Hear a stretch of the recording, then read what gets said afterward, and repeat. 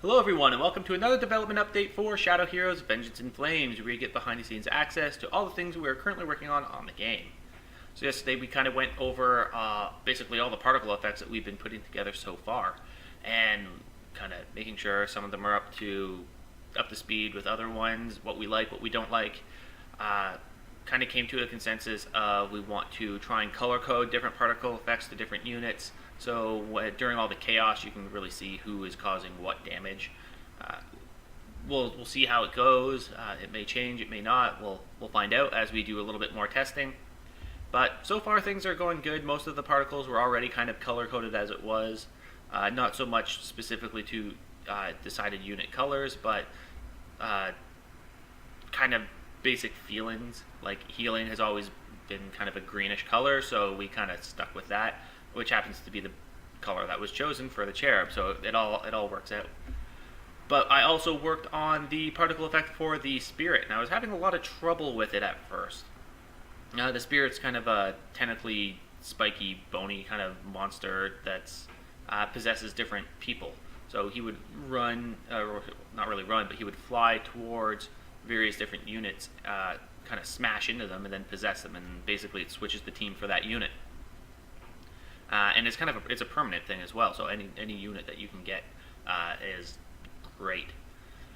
So the idea behind it is that we wanted to create a whole bunch of different particle effects for him for different reasons, or not really reasons, but different situations. And that was becoming very difficult to kind of account for all the different situations that we were going to have to deal with for every individual unit. So we figured, okay, if he's going to be controlling something, maybe we can do something like a master puppeteer type of thing, where he's above the units and there's like his tendrils kind of going down and going inside of the various units that he's possessed, and it looks like he's controlling them. So we tried doing that, but we just couldn't get it to look and feel quite right, because the particle effect system doesn't let you have a animated skeletal mesh as part of the effect system. So we kind of scrapped that idea because it was just a floating static object that didn't have any life to it. So instead we came up with a new system, and it's using a technique that I've never used before, but has actually turned out pretty well. And this is the skeletal vertex and surface location. And I'm going to switch over here, and there we go. This is a very basic setup for the particles. Right here you'll see that this is what our particle effect is looking like. Now this is not the end result. This is it all emitting from the exact same spot, so it does not look the way that it's supposed to. The end result is a lot better. But the module in question is actually this guy right here, and it's basically the same on both of them. And what it does is it says, look at a skeletal mesh, and you're going to be emitting all of your particles along the surface of it. So that's right here, the vertex source, and I'm choosing surface instead of vertex because I want it anywhere across the surface, not just the individual vertices themselves. Orient the mesh to emitter, yeah. So basically, I have an editor skeletal mesh inside of here, which is not completely necessary. It doesn't have to be there at all, but what I did need to do was list off every valid bone that is going to kind of affect the surface of this skeletal mesh. So we have to make sure that we had a naming convention across all of our various different units. So all of our units have a neck, right and left clavicle, upper arm, forearm, left hand, right hand, and head. Not all of them have a weapon though, so you'll see exactly what that does as well. And basically what this does is it says, look at those bones, and look at all of the vertices and surface area of the mesh itself that are affected by the weights of those bones, so during animation. And those are the areas that you'll be able to emit from. And then on top of that, because we didn't want a lot of things going through, like the particles going through the mesh all that much, we enforced a normal check on it. And what that means is it's going to look at the actual normal values on those various different surfaces and compare them against our normal to compare, which is Z1, so basically a straight up vertical area. And the normal tolerance is 30 degrees is what we put in. So anything within 30 degrees of straight up, that's an okay surface to emit from, as long as it's affected by these bones. And that was basically it.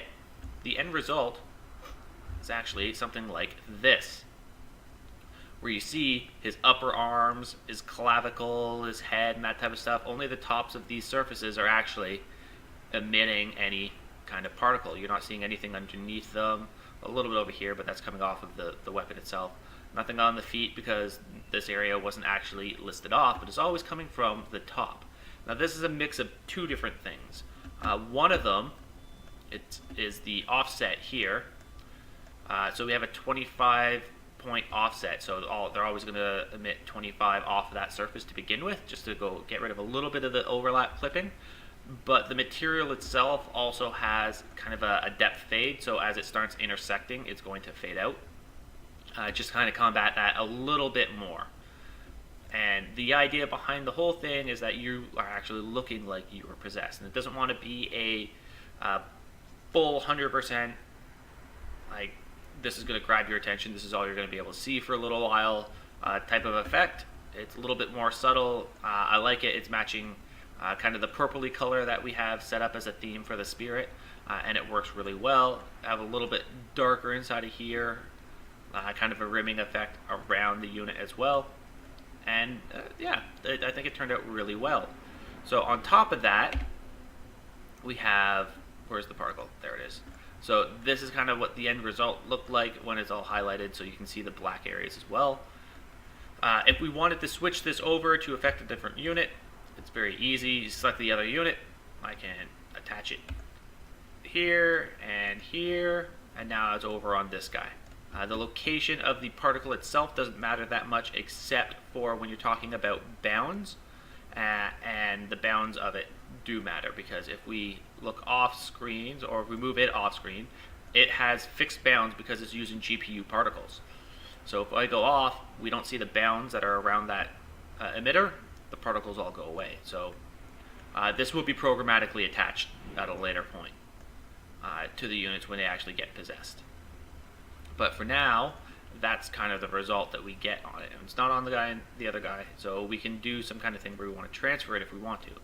But what we're going to point out here is that this unit does not have a weapons section, a weapon bone. So what it's doing is it's attaching the particle down here on the root instead. So the root of this actor is down here, and it's attaching it from the vertical normal of it.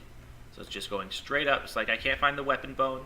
I don't know where it is. So here, just I'm giving it to the root bone, and it's going to emit from down there. And that's something that I'm willing to live with. It kind of adds a little bit more down here, given that this is also a flying unit. So it all works out. Yeah, I think the effect really came together pretty quickly. This actually took, I did a lot more messing around with kind of getting like the tendril and the puppeteer thing kind of working. This came together in, I don't know, probably about 20 minutes. And it was really, really simple and easy to do. Messed around with kind of getting the little vertical beams going through it a lot more than I might have needed to, but like it kind of looks like this, which is just kind of cloudy, which it's a decent effect, but it's missing something. So we added these in as well, and it kind of adds it, kind of more of like an anime style, thrown into a 3D world situation, and well, we think we like the way that it turned out. So this is kind of the final result of how we put this particle together and the process that we went through. So yeah.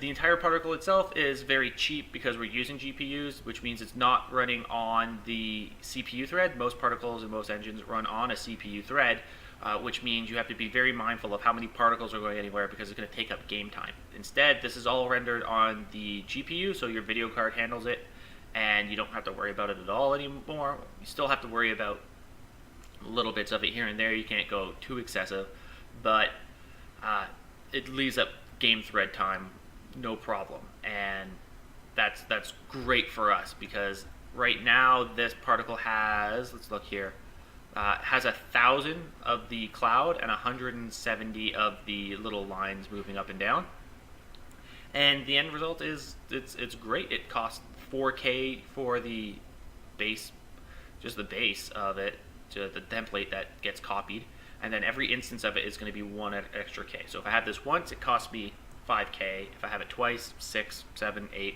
So I can have hundreds of these before it becomes any kind of real hindrance, and that's great for us. Because I don't think we're going to have many units that are constantly possessed, but if we have 200, this particle is not going to be the thing that bogs us down, and that's a great thing to keep in mind. So that's it for the particles right now. We have our Kickstarter up. We're kind of in our last days for it, so stop by. The link's in the description. We also have IndieDB Game of the Year nominations going on right now. We're kind of going for the upcoming game category, where if we place well in that, then we can get a publishing deal with Dosura, which gets it out to more people, the game as it's finished anyway. And it's kind of meant for games that are not done yet, because you have an entire year to finish producing it and getting it out to the public, which is a lot of time. And we also have our Steam Greenlight page up. It's in the concept section. You can just search for Shadow Heroes under concepts if you want, and it should come up. Might be on page 2 or 3 right now, probably 2. If you just go to the second page, you'll be able to see us. Things are going great there. We have a pretty high approval rating of 98%, I believe, or 97, something like that. Lots of people there, a couple conversations going on as well. Come join in, tell us what you think. And yeah, I'll see you guys next time. Take care.